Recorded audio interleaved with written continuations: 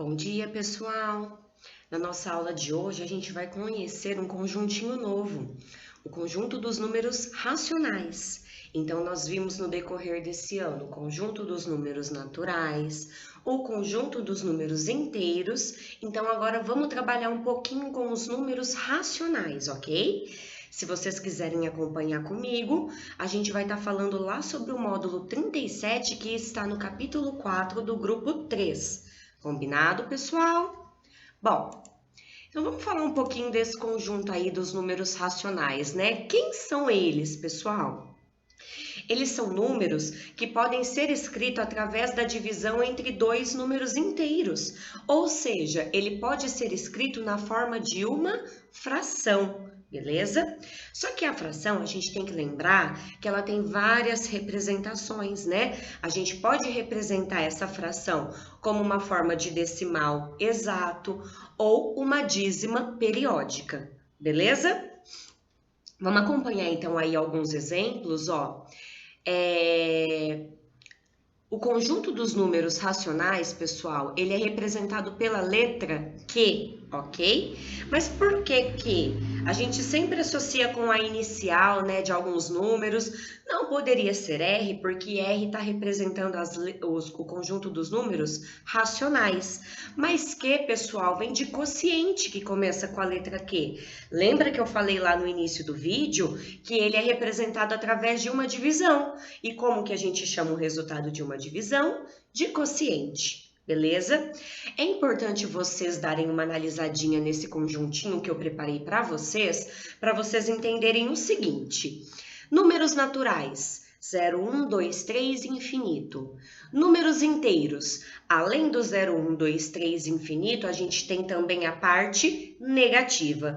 E aí os números racionais, além desses dois conjuntos, a gente tem também as frações, que tem as suas representações na forma decimal, exata ou na forma de uma dízima periódica, como eu já havia falado, beleza? Então, o número 2, eu posso falar que ele é um número natural? Sim. Posso falar que ele é um número inteiro? Sim. E posso falar que ele é um número racional? Também, ó, porque ele está dentro, né, de todos esses conjuntos. Combinado? Então, agora vejam comigo aí algumas representações dos números racionais. Vejam bem, quando ele é número inteiro, ó, um número inteiro eu posso escrevê-lo através de uma divisão. Então, eu tenho 2, que pode ser escrito na forma de 2 sobre 1, ou de 4 sobre 2. Tem infinitas formas de escrevê-lo, né? O 5, ó, que pode ser representado pelo 5 sobre 1. Lembrando que temos os números negativos também. A representação, ela pode estar na forma de um decimal exato, ó. Um decimal exato, por exemplo, 0,2, ele corresponde a quanto em fração? 2 décimos. E a fração é uma divisão de 2 por 10, tá bom? Temos aqui, ó, mais o 0,06, que equivale a 6 centésimos, né? E aqui, o 2.133 milésimos. E como eu já havia falado, a representação também pode ser dada numa forma de dízima periódica. Lembra que lá no comecinho do ano a gente aprendeu a transformar uma dízima periódica em fração, ou seja, determinar a sua fração geratriz. Então, as dízimas, por elas poderem ser escritas também através de uma divisão, elas são consideradas números racionais. Combinado? Vamos lembrar um pouquinho, eu tô falando de fração. Lá no 6º ano, a gente aprendeu alguns conceitos sobre fração. Vamos começar pela fração própria, pessoal. A gente dá esse nome a uma fração quando o numerador ele é menor que o denominador. Por exemplo, ó, o 2/5, tá bom? Aí nós temos também a fração imprópria, que é o contrário da fração própria, ou seja, o numerador agora ele é maior que o nosso denominador. Então, uma fração ela é imprópria, ó, para falar mais fácil, né? Quando o de cima é menor que o de baixo, ok? E a gente tem também, ó, deixa eu vir para cá, a fração aparente, pessoal.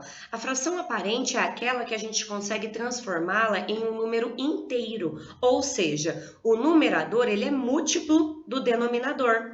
Vejam comigo, ó, 14 sétimos. Por que que eu falo que essa fração ela é aparente, pessoal? Porque 14 dividido por 7 resulta em 2. 8 oitavos. 8 dividido por 8 resulta em 1. Tranquilinho, pessoal? Então, quando o numerador for múltiplo do denominador, significa que essa fração ela é aparente. Bom, vamos agora relembrar o conceito de simplificação de frações, pessoal. Simplificar uma fração, a gente acaba obtendo frações equivalentes. Quando a gente vai fazendo uma simplificação, por exemplo, 12/16, eu posso dividir por 2, não posso? Dividir por 2 em cima e por 2 embaixo. Então, a simplificação consiste em dividir numerador e denominador pelo mesmo número. Dividir por 2, deu 6 oitavos. Até aqui eu posso concluir que 12/16 é equivalente a 6 oitavos. Só que o intuito da simplificação de frações é torná-las irredutíveis. Observem que 6 e o 8, eles ainda têm divisor comum. Então, eu posso dividir por 2 novamente. 6 dividido por 2 resultou em 3 e 8 dividido por 2 resultou em 4. Ou seja, 3/4 agora eu não consigo mais achar um divisor comum entre eles. Então, essa é a fração irredutível que corresponde a 12/16. E eu posso afirmar que 12/16, 6 oitavos e 3/4 são frações equivalentes. Tranquilinho? Ok, pessoal. Vamos lá. Bom, uma fração, pessoal, assim como qualquer número, ela pode ser representada através de uma reta numérica. Só que como eu coloco uma fração na reta numérica, pessoal? A dica é: escreva essa fração em sua forma decimal. E como que eu faço isso mesmo? Eu divido o numerador pelo denominador. Então, vejam bem, se eu quiser nessa reta numérica localizar o número meio, 1/2, eu faço 1 dividido por 2.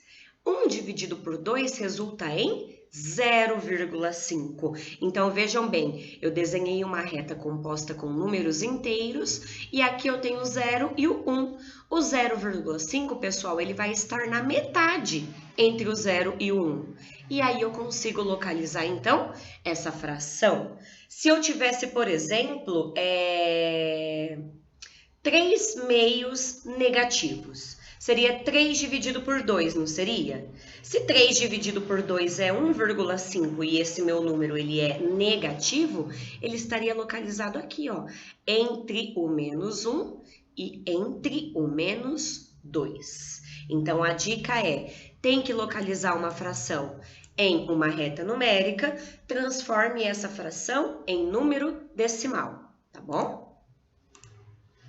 Bom, pessoal, eu já falei ali atrás sobre frações equivalentes, mas vamos voltar e retomar um pouquinho, ó. Por que que a gente tem frações com números diferentes em que a gente fala que esses valores eles são iguais? Vamos pensar que essas minhas figuras aqui, elas são barras de chocolate. Eu posso dividir essa minha barra de chocolate ao meio e comer metade.